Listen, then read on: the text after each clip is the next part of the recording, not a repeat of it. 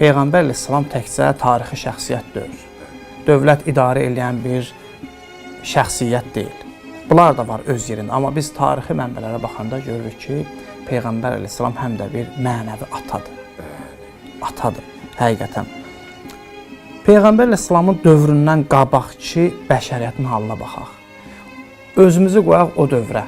Təsəvvür eləyək ki, həmin dövrdə yaşayırıq.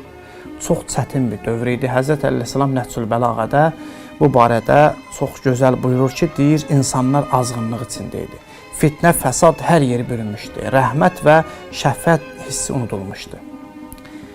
Varlı insanlar kasıbları qul kimi işlədirdilər. Güclü insanlar zəif insanları əzirdilər. İnsanlar zülmətin içində idilər.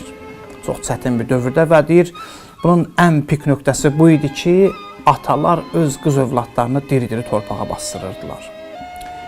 Həmin dövrdə Allah deyir, bir dənə günəş göndərdi. O günəşdə Həzrəti Peyğəmbər əleyhissalam idi ki, Peyğəmbər əleyhissalamın gəlişi ilə o qaranlıq, daşdaşmış qəlblər dirildilər, dirsəldilər. Bu ona bənzəyir ki, elə bir ki, ölüm yatağında can verən bir insana can verilir, yenidən durur ayağa. Peyğəmbər əleyhissalam bəşəriyyətə bu cür can verdi.